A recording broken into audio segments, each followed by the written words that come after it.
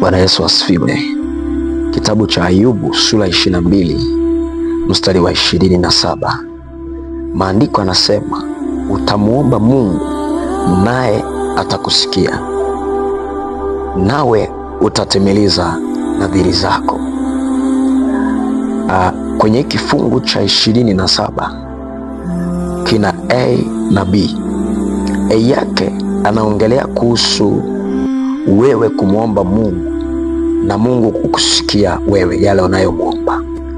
Alafu kipengele B anasema nawe utatimiliza nadhiri zako.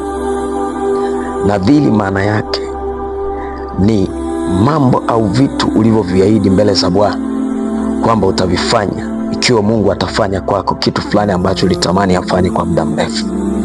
Sasa nataka uone hapa kuna uhusiano gani kati ya kusikilizwa kwa maombi yako na Mungu na kutimiza kwako nadhiri zako. Bwana asifiwe.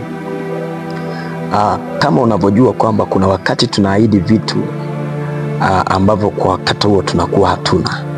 Sasa namna ya upatikanaji wake unahitaji sana msaada wa Mungu ili vipatikane na tuvitoe kwa Bwana kama sadaka tulizoziahidi.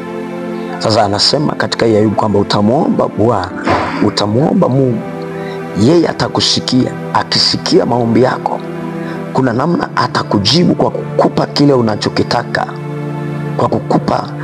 unachokitaka, na matokeo yake utatimisha nadhiri zako. Ninakuombea Mungu aweke ndani yako shauku ya maombi, uombe na upate kitu kitakachokusaidia kutimiza nadhiri zako. Bwana asifiwe. Mfano, Yakobo aliweka nadhiri mbele za Bwana. Kitabu cha Mwanzo sura ya 28 mstari ule wa 20. Biblia inasema Yakobo akaweka nadhiri akisema, Mungu akiwa pamoja nami, akinilinda katika njia niendeayo, na kunipa chakula nile na nguo nivae, nikirudi kwa amani nyumbani kwa baba yangu, ndipo Bwana atakuwa Mungu wangu.